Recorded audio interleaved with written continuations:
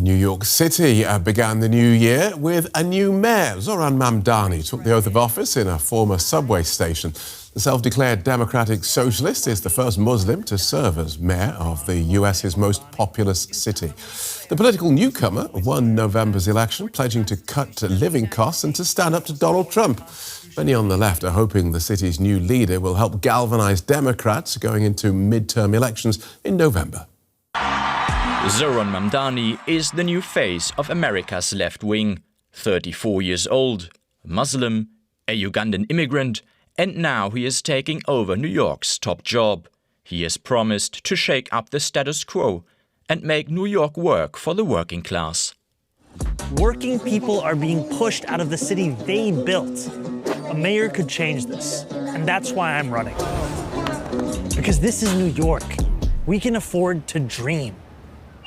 And at a time when President Donald Trump's government is cracking down on regular and irregular immigration, Mamdani is taking a stand with his promise.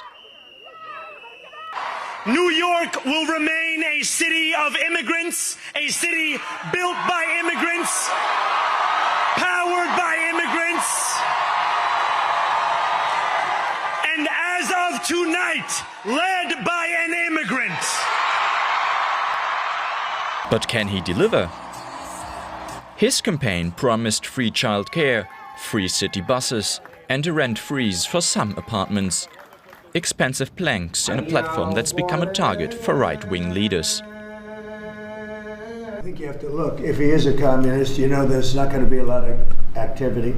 So you wouldn't need bridges and tunnels and all the different things that were being planned for New York, I think. And look, I hope New York does well. That's all I can say. I love New York. And I wanted to... Who should the government work for?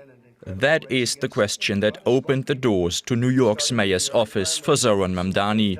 With intense scrutiny from both the left and the right, it is now up to Mayor Mamdani to prove he has an answer.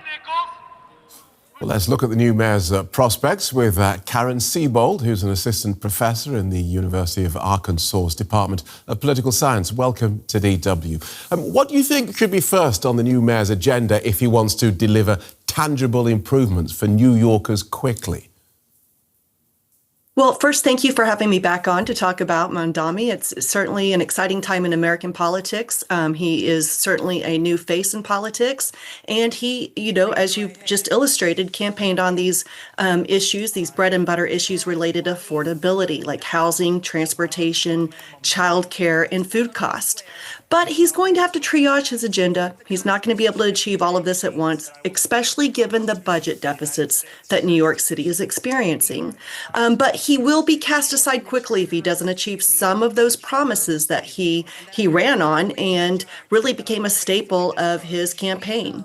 So I think he might focus on things that will be a little easier to tackle initially, perhaps like finishing up some of the transportation projects that have been long-standing in New York City and causes a lot of headaches for the city.